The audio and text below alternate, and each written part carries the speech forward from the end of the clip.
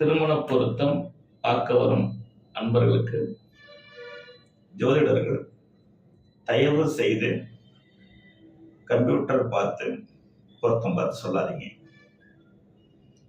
ஒரு புஸ்தகத்தில் ஒரு டைம் டேபிள் மாதிரி எழுதியிருக்கும், ஒரு வினாடியில் நீங்களே திருமண பொருத்தம் பார்க்கலாம் என்று கூறி அந்த புஸ்தகத்தை பார்த்தோ அல்லது அவரவருக்கு தோணுகின்ற அடிப்படையில் திருமண பொருத்தம் அப்படிங்கிற வகையில்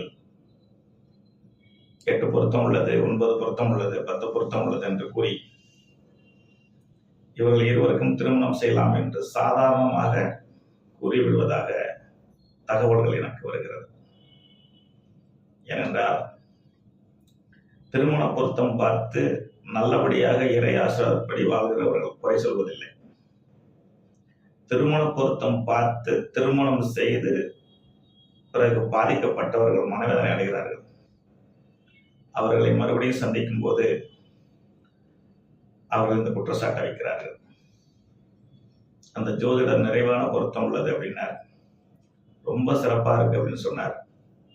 இவங்க இருவரையும் சேர்த்து வைத்தால் அமோகமாக வாழ்வார்கள் என்று சொன்னார்கள். ஒருவருக்கு இருவர் மூவர் என்று பார்த்தோம், எல்லோரும் ஒரே மாதிரி கூறினார்கள். அதெல்லாம் திருமணத்தை செய்தோம் என்றார்கள். இந்த இடத்தில் எங்கே தவறு நடக்கிறது என்றால் ஜோதிடர் பக்கம்தான்.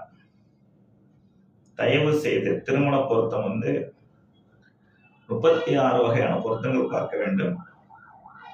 அதை சான்றோர்கள் தசம பொருத்தம் என்று 10 பொருத்தம் என்று சொல்லியிருக்கிறார்கள். இதில் எத்தனை பொருத்தம் இருந்தால் செய்யலாம் என்பதெல்லாம் பொது கருத்துக்கள் தான், அதில் உண்மை இல்லை.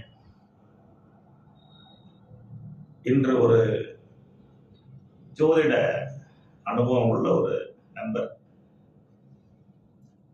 யூடியூப் சேனல்ல பேசியிருந்தா நான் பார்த்தேன். ரொம்ப மகிழ்ச்சி. அவருடைய பேர் தெரியவில்லை, இருந்தாலும் இந்த பதிவு அவருக்கு தெரிய வந்தால் என்னுடைய நன்றி அவருக்கு உரித்தாக வேண்டும். அது என்னன்னு சொன்னீங்கன்னா, என்னுடைய ஃபார்முலாவை ஃபாலோ பண்ற ஒரு ஜோதிடர், சிறு வயது பையன் தான். 2 ஜாதகங்களையும் எடுத்து வைத்து லக்னாதிபதி எப்படி இருக்கிறார், குடும்பஸ்தானம் எப்படி இருக்கிறது, 5ஆம் இடம் பூர்வ புண்ணியஸ்தானம் புத்திரஸ்தானம்